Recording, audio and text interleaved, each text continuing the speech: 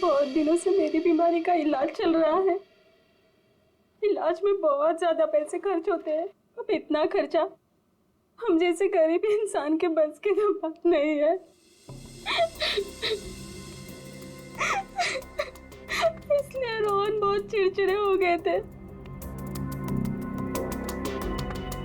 लेकिन फिर अचानक से रोहन के पास कहीं से बहुत सारे पैसे आ गए थे।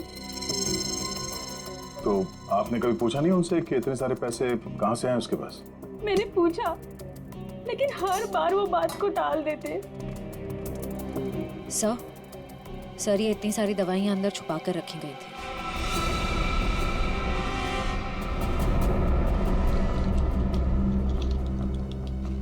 ये तो बहुत महंगी दवाइयां हैं। कहीं ये रोहन हॉस्पिटल से दवाइयां चुरा कर बाहर बेच तो नहीं रहा था? रोहन का कोई दोस्त या जान पहचान वाले आदमी को जानती हैं आप, जो रोहन के साथ इस धंधे में शामिल था? नहीं सर। हाँ, एक रात उन्हें जब लगा कि मैं सो रही थी तो वो बाहर किसी से मिलने गए थे। कौन था आदमी? बाहर बहुत अंधेरा था, मैं नहीं देख पाई। लेकिन ना, रोहन उन्हें बार बार सर कह के पुकार रहे थे। सर? कुछ और कुछ याद आता है उस आदमी के बारे में? कोई भी बात? वो आदमी ना लंगड़ा के चल रहा था। लंगड़ा के चल रहा था? रोहन उस आदमी को सर बुला रहा था। इसका मतलब वो रोहन का कोई सीनियर होगा हॉस्पिटल में।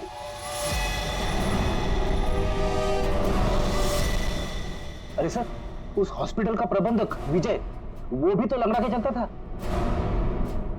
विजय? क्या बेकार की बातें कर रहे हैं सर आप? मैं अपने ही पेशेंट्स को मार के अपने हॉस्पिटल को बदनाम क्यों करूंगा? क्या बात है मिस्टर विजय, आप तो बहुत ही भले आदमी हैं। अगर आप अपने हॉस्पिटल के बारे में इतना ही सोचते हैं तो ये बताइए कि अपने ही हॉस्पिटल के दवाइयों की कालाबाजारी क्यों कर रहे हो? दवाइयों की कालाबाजारी? मैं कुछ नहीं जानता यार। एक सवाल से ही दादा पापा हो गया इनका। देखो विजय बाबू, रोहन की पत्नी से हम लोग मिल चुके हैं। उसने रोहन के साथ झगड़ा करते हुए तुम्हें खुद देखा है। हॉस्पिटल का स्टाफ, डॉक्टर्स सब दवाइयों की चोरी को सही बता रहे हैं, समझे? तुम्हारी पोल खुल चुकी है मिस्टर, और हम ये भी जानते हैं कि तुम्ही ने रोहन को इन सब में फंसाया है। अब जरा सोचिए, हॉस्पिटल की कितनी बदनामी होगी जब लोगों को पता चलेगा कि यहाँ का प्रबंधक खुद हॉस्पिटल को लूटने में लगा हुआ है, यहाँ की दवाइयाँ चोरी करके बाजार में बेच देता है। अब आप खुद कबूलोगे या हमारे पास और भी तरीके हैं मुंह खुलवाने के? मुझे माफ कर दीजिए सर, मुझसे गलती हो गई। वो कुछ दिनों से मेरी फाइनेंशियल पोजीशन ठीक नहीं थी, इसलिए ये सब करने के अलावा मेरे पास और कोई चारा भी नहीं था। तो रोहन को तुमने हिस्से के लिए मार दिया? नहीं सर, मैंने किसी को नहीं मारा। इन हत्याओं से मेरा कोई लेना देना नहीं। वो तो कुछ दिन पहले मनोज मुझसे मिलने आया था और कह रहा था कि उसे इस अस्पताल में दवाइयों की चोरी के बारे में पता चल गया है। तो उसे पता चल गया था कि तुम ये सब कर रहे हो? नहीं सर, उसे ये पता चल गया था कि अस्पताल नुकसान में चल रहा है। वो इसे खरीदना चाहता था। फिर बेचा क्यों नहीं? वो इसे गिराकर एक कमर्शियल बिल्डिंग खड़ी करना चाहता था। तो तुम मान गए? नहीं सर, मैंने मना कर दिया। तो फिर जो आदमी इस हॉस्पिटल को खरीदना चाहता था, वो मरीज बनके यहाँ भर्ती क्यों हुआ? ये मुझे पता नहीं मैडम। अब अगर इलाज करवाने के लिए कोई हॉस्पिटल में आता है तो हम उसे मना कैसे कर सकते हैं? जो मनोज के हाथ में लिफाफा दिखा था, हो सकता है वो पैसे उसने रोहन को इसलिए दिए हों कि दवाओं की चोरी के पीछे जो असली मुजरिम है उसे वो एक्सपोज कर सके। अगर ऐसा होता तो ये हॉस्पिटल बदनाम हो जाता और ये हमेशा के लिए बंद। जो दो लोग ऐसा कर सकते थे वो तो रहे नहीं। अब तो कोई बचा भी नहीं है जो तुम्हारी पोल खोल सके। क्यों? मैं अपने बच्चों की कसम खा के कहता हूं सर, मैंने किसी को नहीं मारा। मैं बेईमान हो सकता हूं लेकिन हत्यारा नहीं सर। लगता तो है ये झूठ नहीं बोल रहा। ये मनोज किसी अशोक को ढूंढ रहा था ना?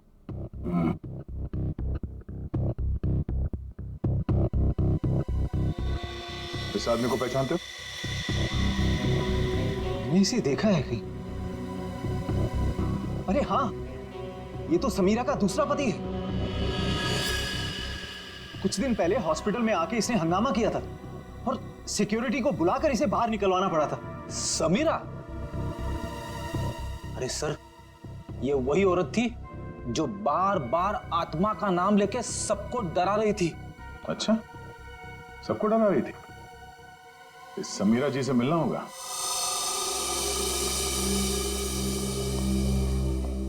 एक्सक्यूज मी, ये समीरा किधर है? वहां पर। ठीक है, बोलो। समीरा, हाँ, ये अशोक कहाँ मिलेगा? मुझे नहीं पता। जब से उस सरफिरा आदमी ने यहाँ आकर हंगामा किया है, मैंने उससे बात नहीं की है। तुम्हारा पति है ना? था, फिर जब से मुझे पता चला कि वो एक अपराधी है, मैंने उसे छोड़ दिया। हम लोग अशोक को ढूंढ रहे हैं और पता नहीं वो कहाँ जाके छुप के बैठा है। आप हमें इसके बारे में कुछ बता सकती हैं? ऐसा कुछ जो हम उसके बारे में नहीं जानते। हॉस्पिटल में जब मैं इंटर्न थी, तब उसका व्यवहार कुछ और था, और शादी के क्या मतलब? अशोक यहाँ काम करता था? यहाँ नहीं, इससे पहले यहाँ एक और हॉस्पिटल हुआ करता था जो जलकर राख हो गया। हम दोनों वहाँ काम किया करते थे। समीरा, ये मनोज अशोक को ढूंढ रहा था, तो क्या मनोज ने कभी तुमसे मिलने की कोशिश की? अशोक और मनोज अच्छे दोस्त हुआ करते थे। एक दिन मनोज अशोक को ढूंढता हुआ मेरे पास आया और कहने लगा कि उसका कुछ सामान उसके यहाँ पड़ा हुआ है जो मैं आकर ले लूं। जब मैंने मना किया, मुझ पे गुस्सा हो गया और कहने लगा अशोक ने जेल जाने से पहले किसी केटू के बारे में बताया था। ये केटू क्या है? मुझे नहीं पता। ये केटू कहीं सुना है। अरे हाँ, वो कुछ साल पहले वो जेडी ज्वेलर्स के यहाँ हीरो की चोरी हुई थी ना, बहुत सुर्खियों में थी खबर। उसमें से एक हीरे का नाम था केटू। हाँ सर, केटू हीरा। मुझे याद है सर, ये खबर तो हर न्यूज चैनल पे थी और मीडिया वालों ने इसका नाम केटू केस रखा था। या और ना तो उन चोरी हुए हीरों का कुछ पता चला और ना ही उन चोरों का। तो कहीं अशोक और मनोज, इन लोगों ने तो नहीं उड़ा दिया हीरा? हो सकता है अशोक ने चोरी के हीरे कहीं छुपा के रख दिए होंगे और उसके बाद किसी और केस में पकड़ा गया होगा और मनोज को वो हीरे नहीं मिले। और वो जो मनोज के पास से जो नक्शा मिला था ना, वो जरूर इस पुराने हॉस्पिटल का ही होगा। और सर, इसीलिए हमें इसका कोई रिकॉर्ड नहीं मिला, क्योंकि अब वो हॉस्पिटल है ही नहीं। और शायद अशोक ने वो हीरा किसी हॉस्पिटल में छुपा दिया होगा और इसलिए मनोज इस हॉस्पिटल को खरीदना चाहता था, और जब ऐसा नहीं हुआ तब वो इस हॉस्पिटल में पेशेंट बनकर आया हीरे को ढूंढने के लिए। और किसी को इस बात की भनक लग गई और उसने मनोज को मार दिया। सर वो हाँ? आत्मा, वो आत्मा इधर वहाँ। आत्मा से भी मिल लेता।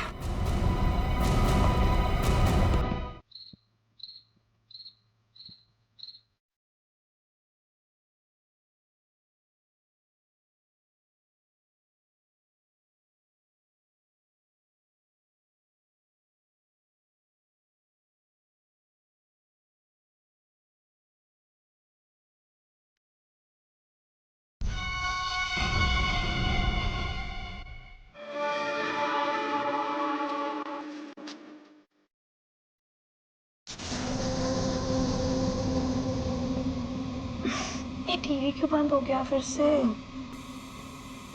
कुछ भी नहीं चलता है यहाँ पे तो।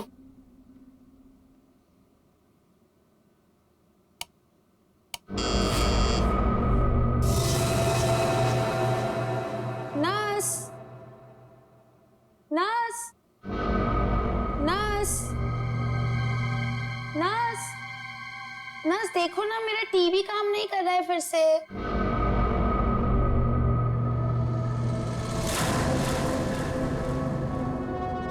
नर्स,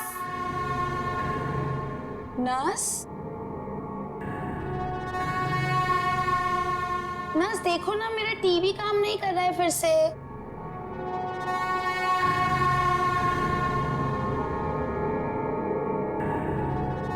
कौन है? नर्स, अरे रुको रुको, कौन है वहां पर? अरे रुको, रुको तो जरा।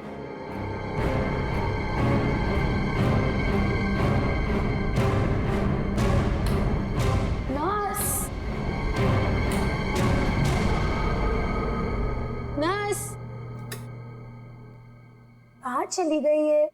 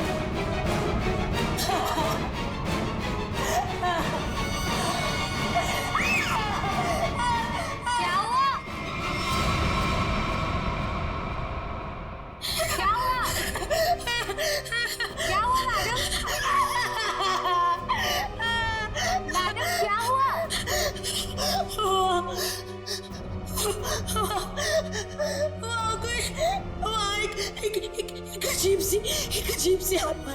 हाँ, कोई नहीं है मैडम। इस फ्लोर पे आपके अलावा और कोई नहीं है। एक अजीब सी औरत। रुकिए, मैं देकर आती हूँ। मैं देकर आती हूँ।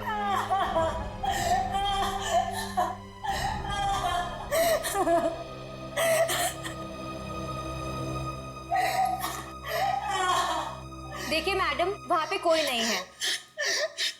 इस फ्लोर पे आपके अलावा और कोई नहीं है। मैंने उसे देखा। मैं सच बोल रही हूँ। एक अजीब सी आत्मा। मुझे यहाँ से शिफ्ट करो। मैं यहाँ नहीं रहूंगी। मैडम देखिए, आपको पहले ही बताया जा चुका है, हॉस्पिटल में इस बेड के अलावा और कोई बेड अवेलेबल नहीं है। वो मुझे मार डालेगी। वो मुझे मार डालेगी। ठीक है मैडम, मैं देकर आ रही हूँ। मुझे नहीं मारना वाकई है। मुझे मार डालेगी। मैडम मैं देकर आती हूँ।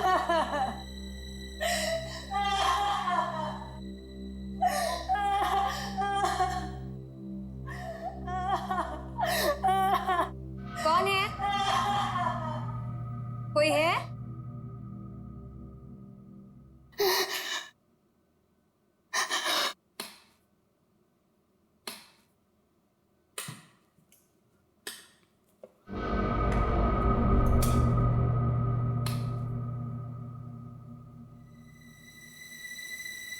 कहाँ गई वो?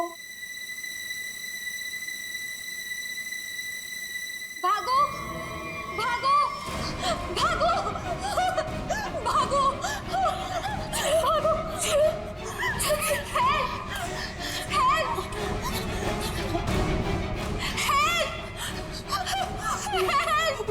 चलो मुझे मरना नहीं है। चलो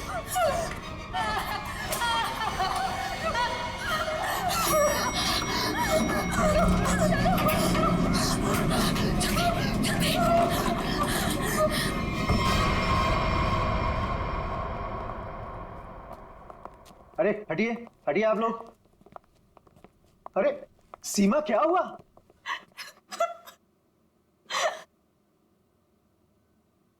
अरे बेटा, क्या हुआ?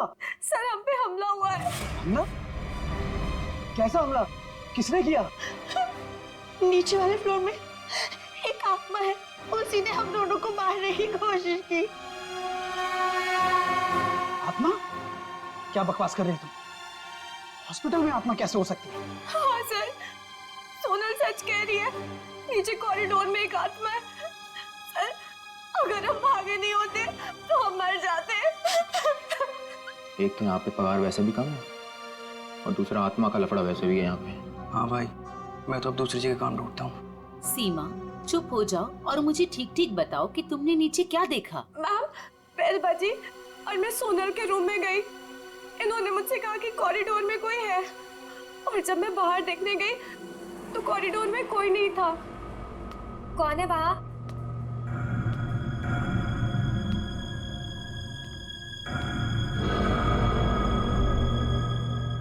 कोई है? कौन है? कौन है वहाँ?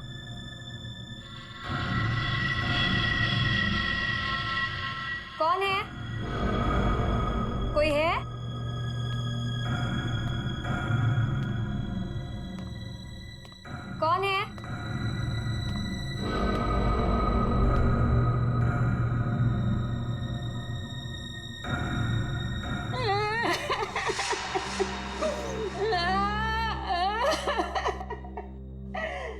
हो रही हैं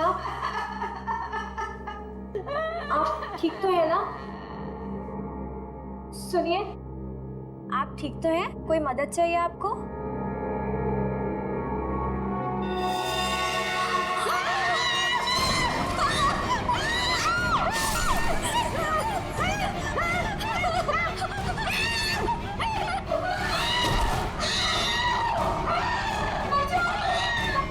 सर आइए।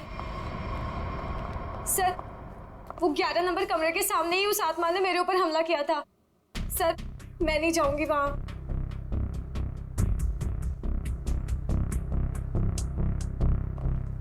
साहब, हमें इन आत्माओं से नहीं उलझना चाहिए। रुक जाइए साहब। तब मैंने भी सुना है कि इस हॉस्पिटल में ना आत्मा बसती सर। साहब रुक जाइए। सर प्लीज, सर मुझे लगता है हमें अंदर नहीं जाना चाहिए सर। कुछ नहीं होगा समीरा। सर, ये लाइट क्यों नहीं जल रही?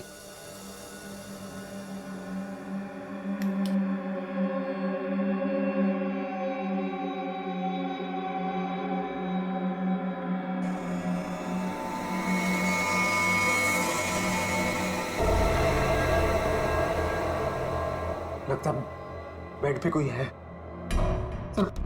सर प्लीज मत जाइए। Sir please. साहब, सर सर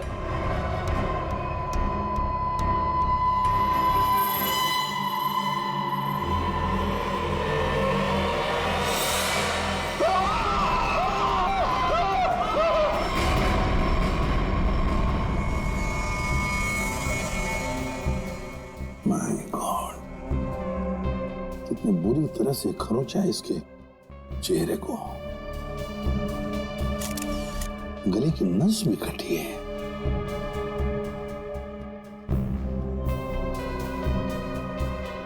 समझ में नहीं आ रहा। क्या सर? पूर्वी, गले की नस जब कटती है तो कितना खून बहता है पता है ना? यहां देखो, इसके गले की नस कटी है लेकिन खून सिर्फ गले के उधर है, इस शर्ट के आसपास, और बस सिर्फ इस बेडशीट पर। ये कैसे हो सकता है? अरे अपने आप को बचाने के लिए वो यहां से वहां इधर से उधर भागा होगा ना, तो खून आसपास तो गिरना ही चाहिए, या तो कुछ भी नहीं है।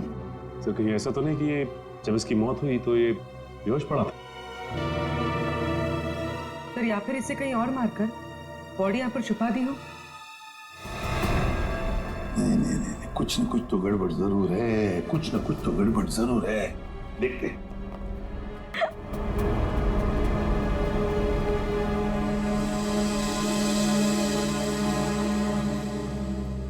अच्छा, आप में से और किसी ने आत्मा को देखा है? नहीं सर। दरअसल हम लोगों ने सारा हॉस्पिटल छान मारा, वो हमें कहीं नहीं मिली। आत्मा जिसे दिखना चाहे सिर्फ उसी को दिखती है सर, और हमने इन सोई हुई आत्माओं को जगा दिया है। हमने ऐसी आत्माएं बहुत देखी है, समझी, और सबको बंद करके रख दिया। अच्छा, मनोज के बारे में कुछ बता सकते हो? सर मनोज हमारा पेशेंट था। वो 2 दिन पहले ही हमारे हॉस्पिटल में एडमिट हुआ। उसे बदन में बहुत दर्द था और उसे सांस लेने में काफी तकलीफ हो रही थी सर। लेकिन सर, हैरानी की बात यह है, उसका बेड तो 4थे फ्लोर पर था, नीचे कैसे आ गया? एग्जैक्टली। मैं 2 घंटे पहले सर ऊपर पेशेंट्स की रिपोर्ट चेक करने गया था। मैंने भी मनोज को वहीं देखा था। ये बात किसी को तो पता चलनी चाहिए थी, हॉस्पिटल के स्टाफ में से। पता नहीं सर। और ये मनोज ने पेशेंट के कपड़े की जगह डॉक्टर के कपड़े कैसे पहन रखे? ये भी पता नहीं सर। पता नहीं, मालूम नहीं, कम से कम ये तो पता होगा कि हॉस्पिटल के जो सीसीटीवी कैमरास है वो तो चालू है। जी हाँ सर, सिवाय इस फ्लोर के, क्योंकि यहाँ रेनोवेशन चल रही है।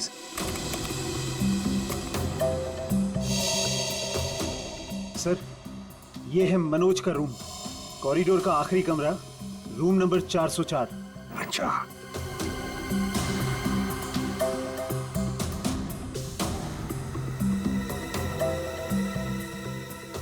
देखो, ये तो मनोज है, और वो भी बिल्कुल अकेला। सर, ये तो बड़े आराम से चल रहा है, दर्द का कोई नामो निशाना नहीं है। पता चला पूर्वी, इसने ये डॉक्टर के कपड़े क्यों पहने रखे? ताकि किसी को पता ना चले कि ये एक पेशेंट है।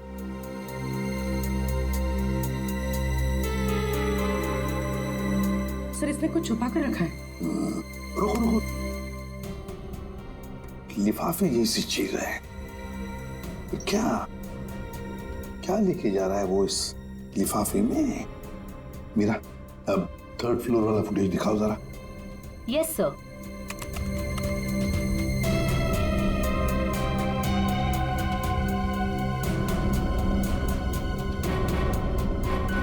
सर वो लिफाफा इसके हाथ में अभी है ही नहीं।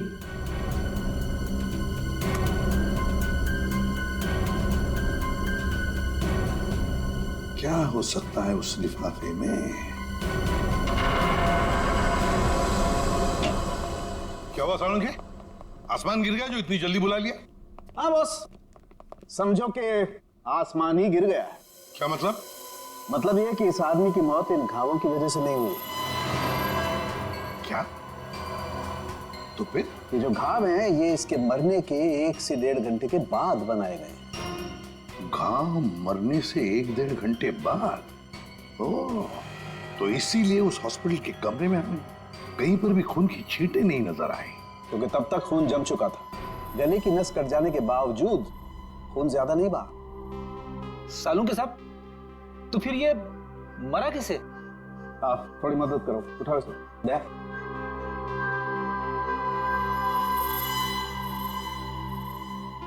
बस ये देखो, इंजेक्शन का मार्क। मतलब पहले इसे जहर दे के मारा गया और फिर किसी नुकीली चीज से ये घाव बनाया गया, ताकि ऐसा लगे कि इसकी मौत किसी आत्मा की वजह से हुई है। बिल्कुल। अच्छा सालुंखे साहब, इसे मारने के लिए किस तरह का जहर दिया गया था? सचिन, थोड़े टेस्ट अभी बाकी हैं, जल्दी पता लगेगा। Sir 1 minute. क्या हुआ? सर इस पैंट की सिलाई के अंदर कुछ छिपा हुआ है यहाँ पे। हाँ, कुछ तो है बॉस अंदर।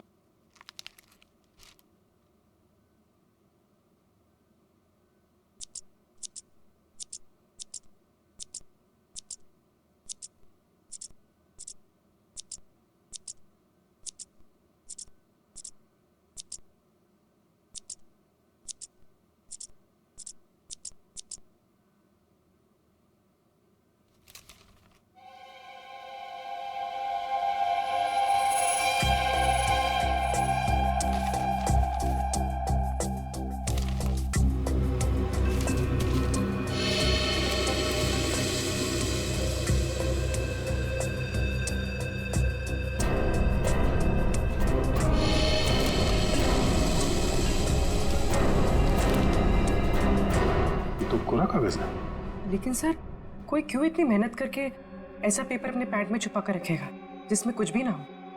पूर्वी, ये पेपर जैसे दिखता है वैसे हरगिज हो ही नहीं सकता। जरूर इस पेपर के अंदर कोई ऐसी कीमती चीज छुपी है जो इस मनोज की जिंदगी पे भारी पड़ गई।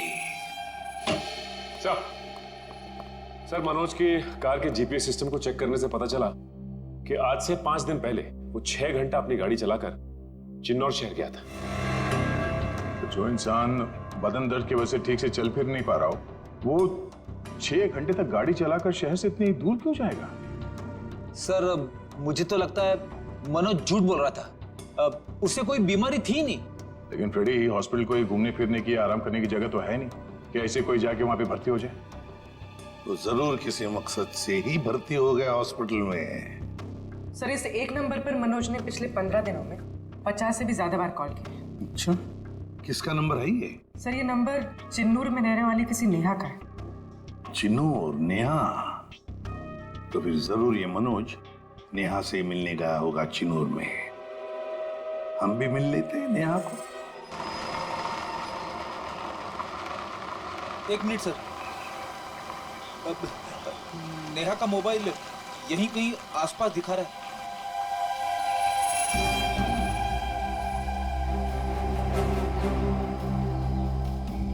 आसपास गाड़ी के अलावा तो कुछ भी नहीं। क्या वो इसी गाड़ी में तो नहीं? पर सर वो ऐसे वीरानी में क्या करने आई होगी? चेक कर लो कार को जरा।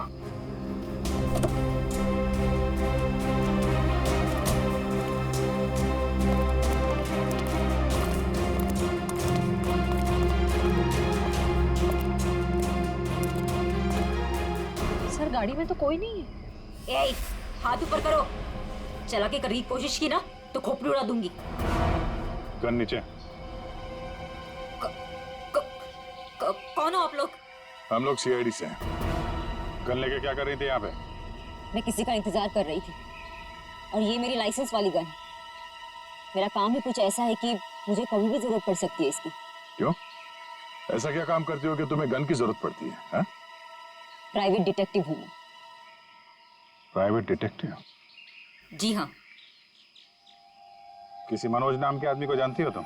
मनोज? क्लाइंट है वो मेरा। है नहीं, था। अब वो मर चुका है। मर चुका है? ओह माय गॉड, कैसे? क्या काम कर रही थी तुम मनोज के लिए? उसने मुझे अशोक नाम के आदमी को ढूंढने के लिए हायर किया था। अशोक? कौन है ये अशोक? अशोक कई साल तक जेल में बंद था और जेल से छूटने के बाद ही वो अपना नाम पता सब बदल कर किसी छोटे से शहर में रह रहा था। कि मनोज का एक मुजरिम से क्या कनेक्शन है? वो तो मैं नहीं जानती, लेकिन हाँ, मनोज ने मुझे अशोक के गांव का पता दिया था। वहीं से मुझे पता चला कि अशोक एक छोटे से चिन्नूर नाम के गांव में रह रहा है, नई पहचान बना के। ये वही शहर है ना जहाँ तुम आखिरी बार मनोज से मिली थी? जी सर। सर लगता है मनोज के खून में अशोक का कोई ना कोई कनेक्शन जरूर है। अच्छा, अशोक की कोई तस्वीर है तुम्हारे पास? जी हाँ।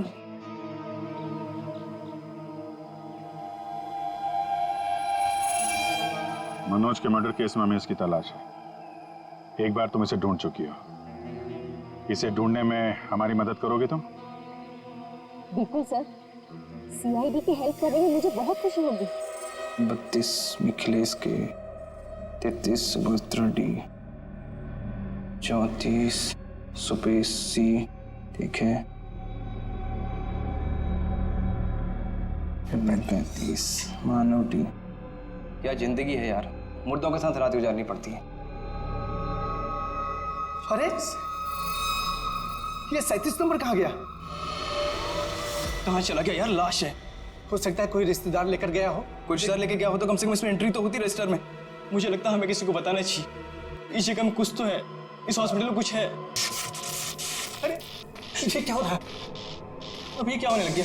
रोहन भाग, मेरी बात मान, भाग यहाँ से। आजा, भाग जा। संजय संजय संजय संजय संजय संजय संजय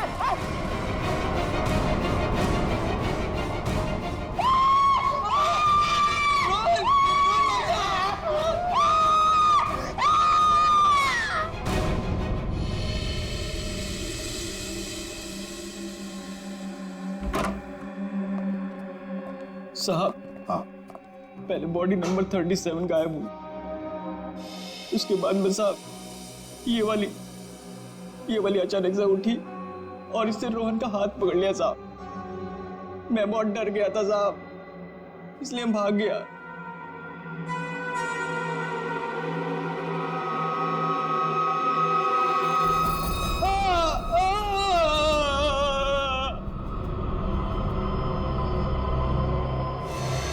सर, करोज के निशान तो बिल्कुल मनोज जैसे।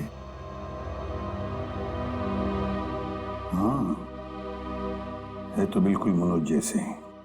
सचिन, उठाओ इसे जरा, देखते हैं इसे भी इंजेक्शन दिया है क्या। इंजेक्शन का तो कोई निशान नहीं है।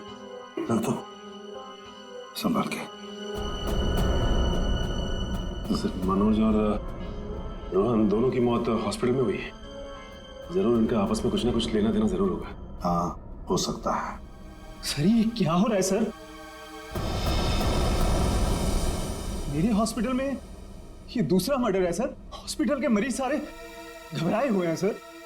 बस, हम यहाँ बिल्कुल भी सुरक्षित नहीं है। हम सब धरने पर जा रहे हैं। अरे अगर आप लोग धरने पे चले गए तो मरीजों की देखभाल कौन करेगा?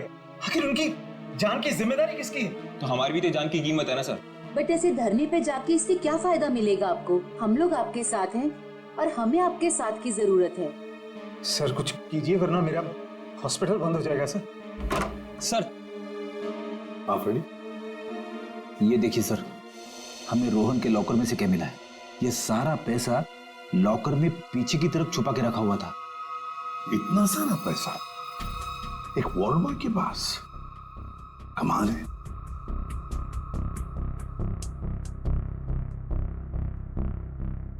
आप में से कोई जानता है इस पैसे के बारे में? नहीं सर, हमें कुछ नहीं पता। किसी को भी नहीं पता? नहीं सर।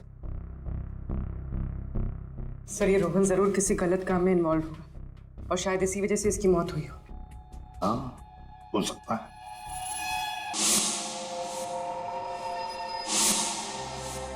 याद है मनोज के पास वो एनवेलप था, हो सकता है ये पैसे उस एनवेलप में थे जो उसने रोहन को दिए हो।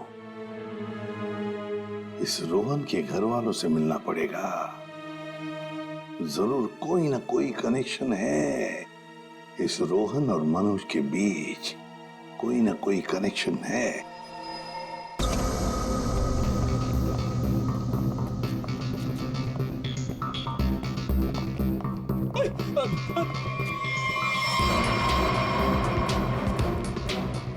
सर यहाँ तो रास्ता बंद है, गई कहाँ वो? आत्मा कहीं भी जा सकती है, कहीं भी आ सकती है।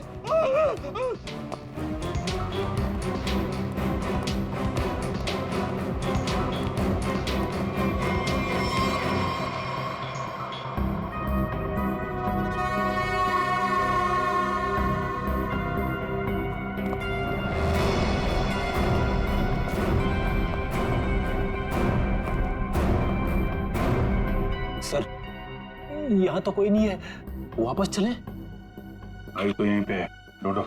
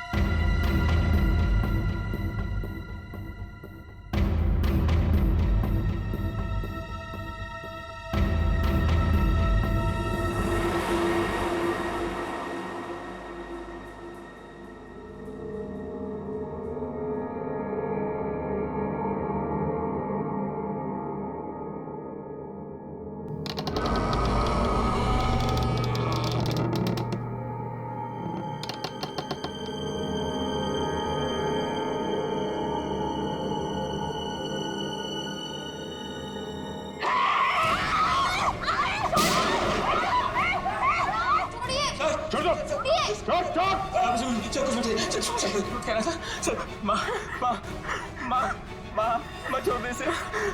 माँ तू मेरी प्यारी माँ है ना। माँ तू मेरी प्यारी माँ है तू। मेरी माँ को छोड़, माँ छोड़ दे, माँ छोड़ दे माँ।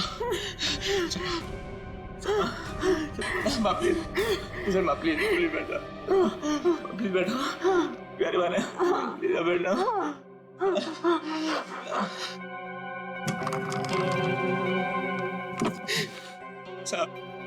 साहब मेरी माँ की दिमागी हालत बहुत खराब है साहब। साहब मैं बहुत गरीब हूँ साहब। साहब मेरे पास इतने पैसे भी नहीं है कि अपनी माँ का इलाज करा सकता था। साहब इसलिए मैंने इसे यहाँ पे छुपा के रखा साहब। साहब जब ये 2-3 बार यहाँ से छूट के भाग गई तो लोगों ने इसे आत्मा समझा साहब। चलो सर, एक बात तो पक्की हो गई, यहाँ पे कोई आत्मा नहीं है। साहब प्लीज मेरी माँ को माफ कर दो साहब, इसकी कोई गलती नहीं है साहब। मैं मानता हूँ कि साहब मेरी माँ को ना दौरे आते हैं, पर ये साहब किसी का खून नहीं कर सकती साहब। ठीक है, तुम परेशान मत हो, तुम्हारी माँ की देखभाल का बंदोबस्त हम लोग करेंगे, ठीक है? साहब मैं आपका ये एहसान कभी नहीं भूलूंगा साहब। नहीं, एहसान की बात नहीं है, ये तो हमारा फर्ज है, और हो सके तो तुम भी किसी की मदद कर देना। सर लेकिन अब तक हमें खूनी का पता नहीं चल पाया है। वो खूनी भी यही होगा और लूट का माल भी यहीं कहीं छुपा के रखा होगा। वो लूट का माल?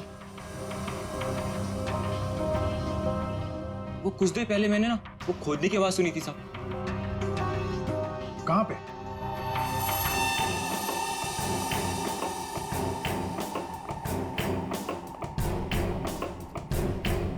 ताला लगा है।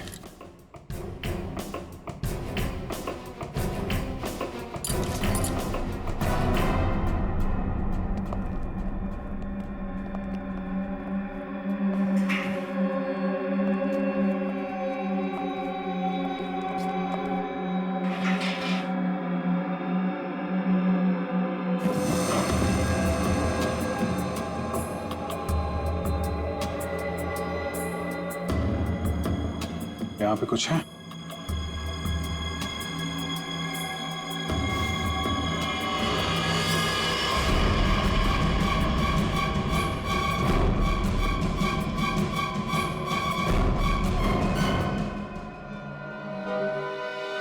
लूट का माल ले गए, हथियार छोड़ गए, लेकिन खूनी को ढूंढेंगे कैसे? ये हॉस्पिटल में गड़ा हुआ चोरी का माल मनोज के बजाय कोई और ही ले उड़ा। लेकिन सर कैसे? क्योंकि सिर्फ अशोक ही जानता था कि लूट का माल कहां पे गाड़ के रखा गया है। ये मनोज भी जानता था सर, लेकिन वो उन लोगों में से था जो अकेले ही खाना चाहता है। अब मनोज तो मर गया, बचा अशोक। वही बता सकता है ये तीसरा आदमी कौन है। सर कहीं वो अशोक की पहली पत्नी समीरा तो नहीं? या फिर विजय भी हो सकता है। सर नेहा से मेरी अभी भी बात हुई सर। उसने बताया कि अशोक ने डॉक्टर अर्जुन से फोन पे कई बार बात की और इस बात को भी कई महीने बीत गए सर। डॉक्टर अर्जुन एक साइकियाट्रिस्ट है जिसके खुद के क्लिनिक थे। जब ये अशोक जेल से बाहर आया था तो उसे दिमागी बीमारी हो गई थी। लोग कहते कि वो घंटों अकेले में बड़बड़ाता रहता था।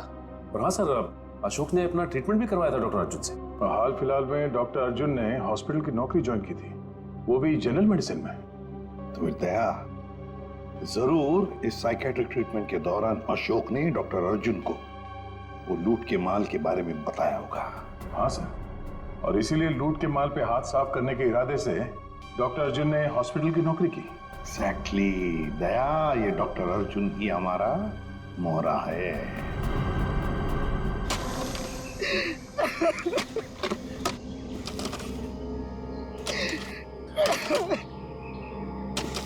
तुम ऐसा क्यों कर रहे हो मेरे साथ? मुझे प्लीज जाने दो। तुझे जाने दूं? तू ही तो वो बलि का बकरा है जो मुझे जेल से बचाएगा, और मैं तुझे ही जाने दूं?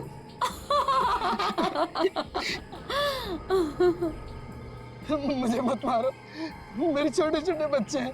सॉरी, तुझे तो मरना ही पड़ेगा, और मरने के बाद जब तू किसी को नहीं मिलेगा ना, तो सबको यही लगेगा कि मैंने नहीं, तूने मारा है रोहन और मनोज को, और हीरे लेके फरार हो गया है। कौन से हीरे? देखो मैं इस बारे में कुछ भी नहीं जानता। तू कुछ भी नहीं जानता इस बारे में, मगर दुनिया को तो यही लगेगा कि तू सब कुछ जानता है। और मैंने ऐसा प्लान बनाया है कि दुनिया को यही लगेगा कि तू इस देश को छोड़ के भाग चुका है। मुझे प्लीज जाने दो, मुझे मत मारो। देखो मैं तुमसे प्रॉमिस कर रहा हूँ, मैं किसी से कुछ भी नहीं कहूँगा। डर मत, ज्यादा दर्द नहीं होगा तुझे। यकीन नहीं होता तो अशोक से पूछ ले, जिसकी लाश सामने ही दफनाई है मैंने। Good bye Arjun.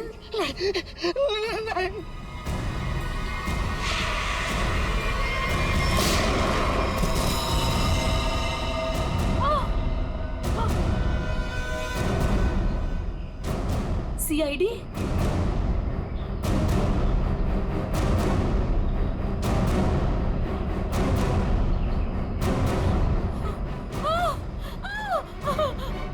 इतना आसान नहीं है सीआईडी के हाथों से बच निकलना।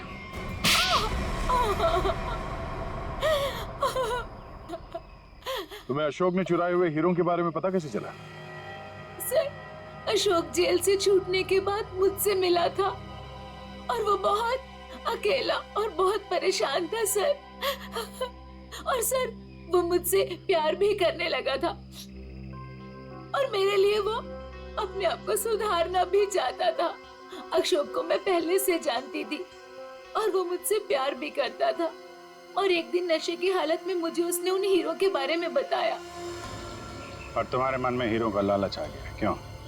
हाँ सर, उन हीरो को बेच के मैं अपने सारे सपने पूरे करना चाहती थी। लेकिन इसके लिए अशोक को क्यों मार दिया तुमने? सर, मैं डर गई थी। मुझे ऐसा लगा कि शायद वो नशे की हालत में किसी और को ना बता दे हीरे के बारे में। और इसके लिए तुमने रघु की बीमार माँ का फायदा उठाया। लोगों को लगा कि ये सारे खून उस आत्मा ने किए। हाँ सर। डॉक्टर विजय और रोहन दवाइयों की कालाबाजारी करते थे, इसके बारे में तुम्हें पता चल गया था। इसलिए रोहन को मारने से सारा शक डॉक्टर विजय पे जाता। हाँ? मोहरे तो अच्छे बिछाए थे और चाल भी अच्छी चली थी, लेकिन मगर आप लोगों ने आके यहाँ पे मेरा सारा खेल बिगाड़ दिया। अशोक तुम्हारे प्यार के लिए सुधरना चाहता था और तुमने हीरों के लिए उसे ही जान से मार दिया। पैसों के लालच में आकर तुमने 3-3 लोगों का खून किया है। फांसी होगी तुम्हें, फांसी।